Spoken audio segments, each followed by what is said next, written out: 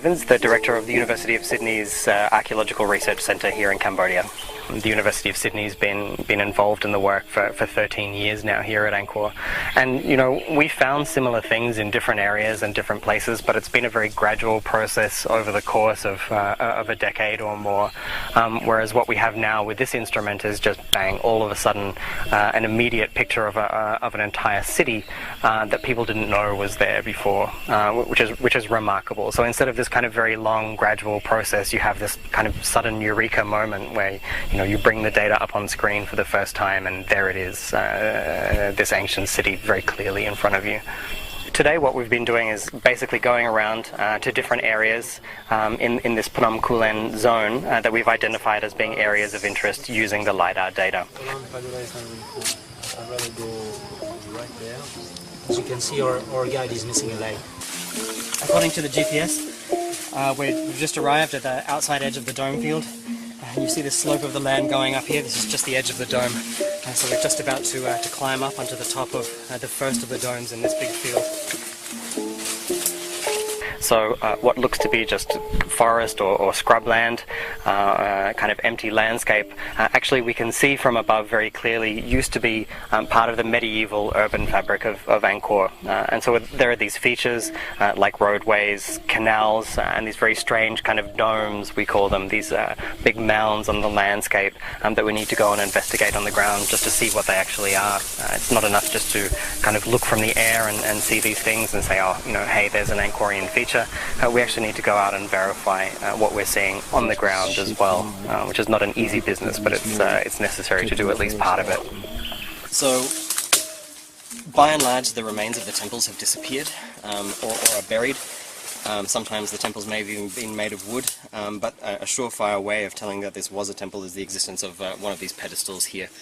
So every tower during the Angkor period had one of these pedestals right in the middle of the tower, which was where the central statue was placed into this pedestal.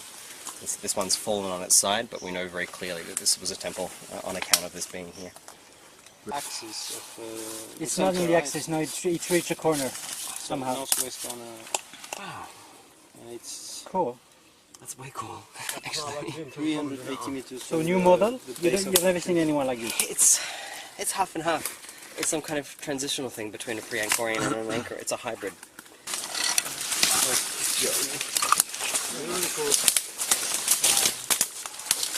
Nice.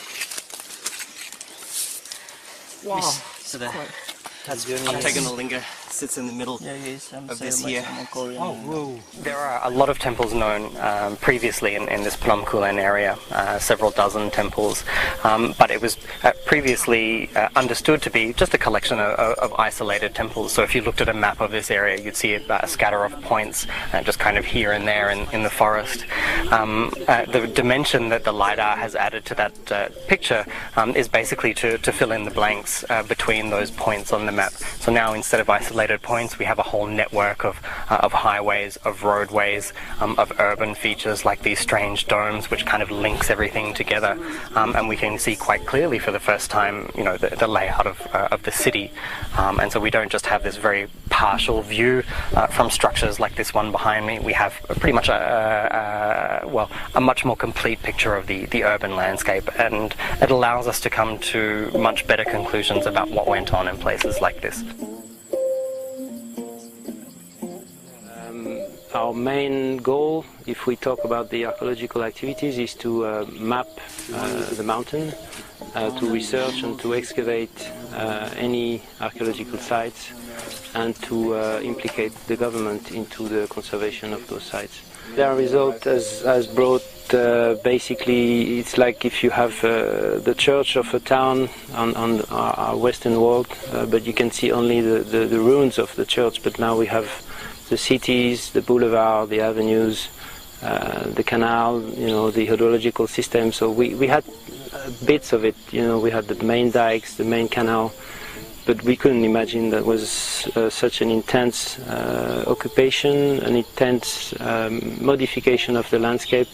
Also, they must have cut a lot of forest at that time to do all these features.